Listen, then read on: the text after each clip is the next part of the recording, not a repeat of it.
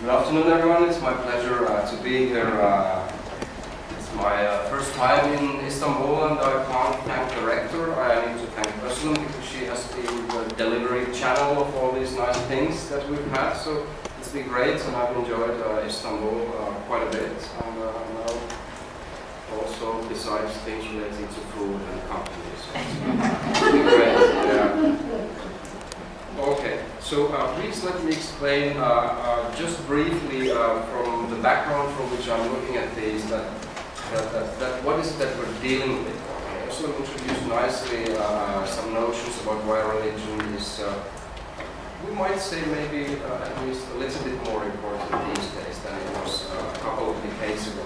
And I take in this very discussion my point of departure in the sociology of religion. That is a subdiscipline of sociology, primarily developed in Western Europe and the United States, as many fields of social sciences are.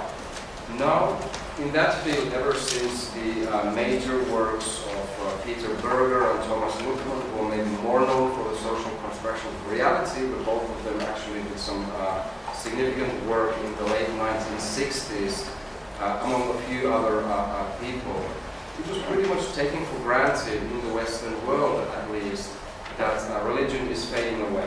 And this seemed to be the truism, not a matter of discussion, but a truism until the 1980s. I mean, globally speaking, we have the Islamic Revolution in Iran in the late 1970s, and then we start to see around the world various kinds of movements, issues that appear to bring religion back into public life in new ways.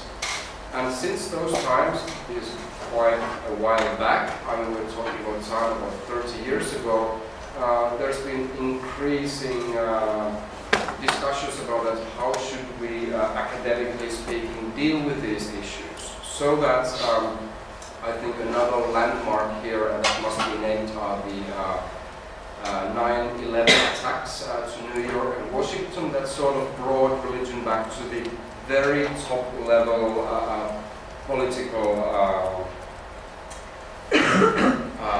issues. So, and what we've seen after that has been an increasing both interest and also role of religion-related issues in public life.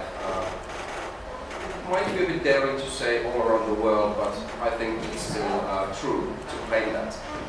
Now, let me return back to sociology of religion and the state of theoretical thinking over there.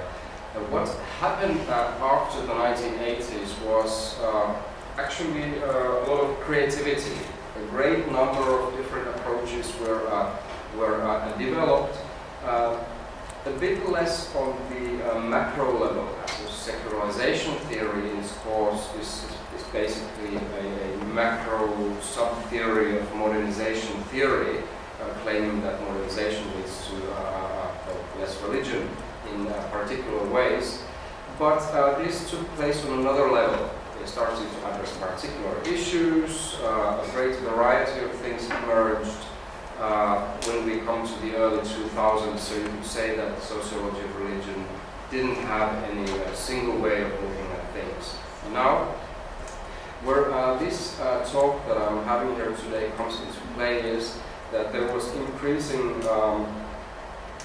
dissatisfaction, felt of uneasiness that, why is it that we're able to speak smart things about a lot of different type of phenomena, be it political religion, be it spirituality, be it some particular developments in fundamentalism and so on. But we're not able to provide a more coherent view on things.